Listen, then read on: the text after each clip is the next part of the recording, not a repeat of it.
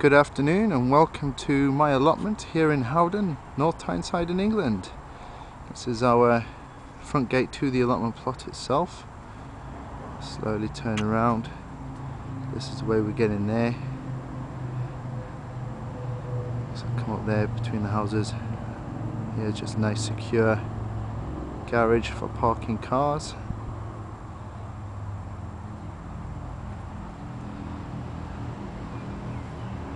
So let's go in. Now here to the right, what we have is our own communal garage where we've got all sorts of bits and pieces stored. And the last of the conifers that were left that I cut down. And just some communal rubbish here ready to go. Well, to be honest, most of that's mine. Just getting the van to get rid of it. So over here to the left we have the first plot. This plot is currently vacant. The council are waiting for it to all be cleared before they re-let it. I have tried myself, but I was told the waiting list is too long for me to be allowed to have this. I thought this would have made a very nice fruit cage. Very extravagant fruit cage, but it's not to be. Walking on, there's another plot here, second plot. It's quite a sizable plot. The owners of this one, basically their son is into rugby and he's away quite a lot, so the parents have to be away with him, so she's let it go a little bit. The season's now over, so she's spending a lot more time here. Last year these blackcurrant bushes were absolutely laden with fruit. And carrying on down, what we're waiting for as well, as you can see, this path, it is very overgrown. We're waiting for our spring visit from the council to get him to come and resurface it all for us. Very wet, muddy with all the rain, especially of late. Now over here, what we have is the third plot. Very old couple with this one. Doing a very good job.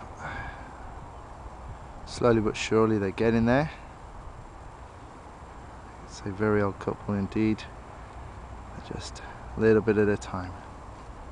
Little and often. Little and often. And carrying on down. And then the fourth plot here. This is Jed's greenhouse, lots inside there. You can see through the other side of the greenhouse. This is leak trench. It is busy getting sorted. With the black there's a conservatory that I believe he's putting in over there in the corner where all that glass is. You can use it as a growing room. And Jed's is the biggest out of the lot. Quite a substantial plot, this one. Very jealous. Very big size indeed. So then coming on to my plot, a bit of block paving here that I acquired off the Free Cycle channel. To my gate. And here we are at my plot. Just a quick look from back here, back there in the corner is my compost bin. The fencing was started, we ran out of funds. That fencing is going to continue all the way around. That's where the conifers were. The fence is going to come all the way along here to there. So the same fencing that's at the back there, a 6-foot fence. What we have here in front of us now is basically where I'm going to have a polytunnel. This is probably going to be a job for the end of the year once funds become available. It's going to be a canny size. I do believe it is 10 meters long by 2 meters wide, so it's going to be a nice long size. nice big size there. And over here to my left is going to be my first polytunnel, which I should have covered over and framed out by the end of this month, first week in June, once the polythene gets here. Now it's covered on the bottom there with the black plastic because the rain we've had recently has just been horrendous. That entire bottom just gets flooded. So what I've done is I've dug a channel, covered over with plastic to try and catch some of that rain so that I can start to store it and help the ground dry out. Honestly, it was like a pond, but I've still got some expected rain coming soon. Now here's the first bed that I have. This bed here is going to be a raised bed, as with the one next to it, and there will be a path on the other side and another raised bed there with some fruit trees going down the side and the fence is in, and then another bit of a raised bed and a 600mm path all the way down as well. They will be raised beds about 1.5 to 2 foot high. Can't wait to get that done. It will certainly help with all the rain because they're in that corner as well. It does tend to flood. All the paving that you see has been collected free of charge. It's the old style council paving, 50mm thick, very, very heavy. It has all been given free of charge.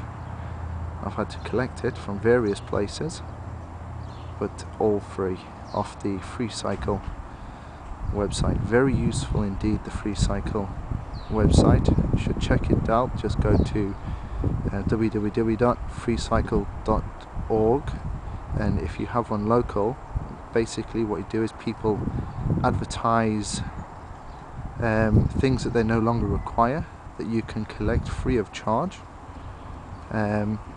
and take it away. And you can also advertise things from anything from paving slabs, rubble to household items.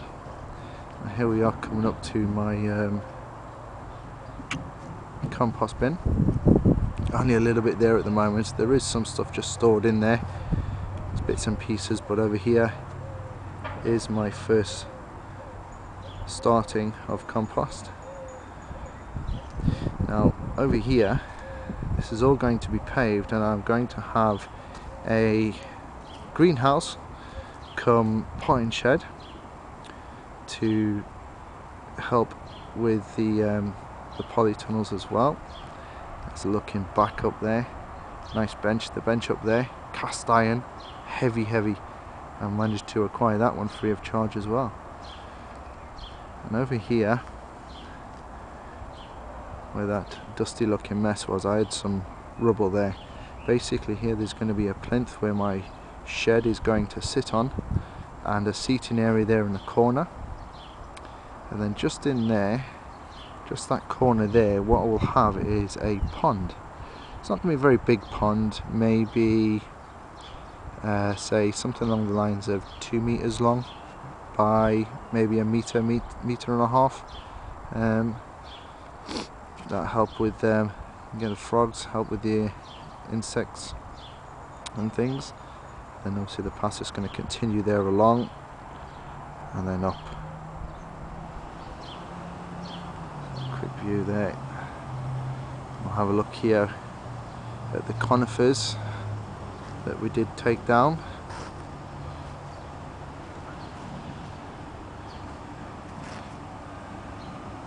So what we've got there is 1,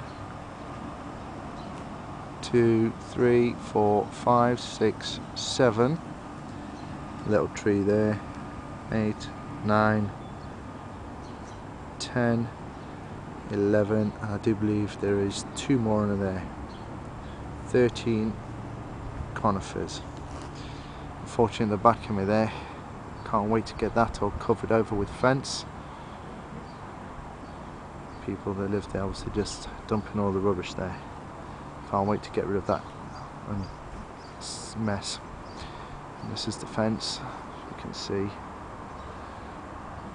Nice 6-foot fence. I'm going to get that all the way round.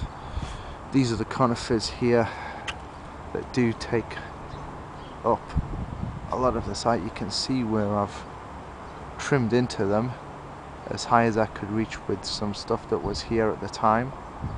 Unfortunately, we're not allowed to take any height off them. The owner does not want it, even though I promised I would get rid of the rubbish. As you can see, that is 1.8 meters high, that fence. So those conifers must be at least 5-6 meters, 6-7 meters even. That's the whole reasoning behind this shed going over this side, so it doesn't affect any of the plants. They're not too bad, but all this area here, what you're looking at now, does fall into shade quickly during the day. And that is a quick tour of my allotment. I'll post another video once I start doing the wooden frame for the polytunnel, getting it ready with a door. Now, a little bit of advice would be great with the polytunnel. Now this side here, it is just going to be closed, completely sealed in the end. Normally you would have a door on either end of the polytunnel. I'm not doing that because I'm going to utilise the bit of garden that's in the front there of the polytunnel, so that I've got a little bit extra. Now what I'm thinking is on the other end, because of the shape, because this frame is from an old canvas tent. Now what I'm thinking is on the diagonal there at the top, I'm thinking about having a door just there, so it opens up maybe a meter in, and then inside the polytunnel I'll be able to have, from where the door opens in, I'll have to have a bed all the way up, all the way along, down the middle, and along and back up again, obviously with a space to walk around here at the top. Any pointers, ideas would be great. And also what I am going to be doing along this edge is the polythene's going to come halfway down. The bottom half will have a screen, a green screen, and where the polythene can be rolled up, so it will be an air vent. So there will be an air vent halfway up, or maybe 2 feet, 3 feet the way up the pole there, where I can roll up the plastic and let air flow in. So there we go. Oh yeah, in that little pot there I've got some Monge 2 growing. That's the bench I acquired, and then just over there some Monge 2 as well. Unfortunately, because of the wet, I'm not able to plant anything out just yet. So if you've got any pointers, any advice, I would be very grateful. Also, please leave comments, feedback, subscribe if you would like, that would be excellent. Thank you very much for looking. Goodbye for now.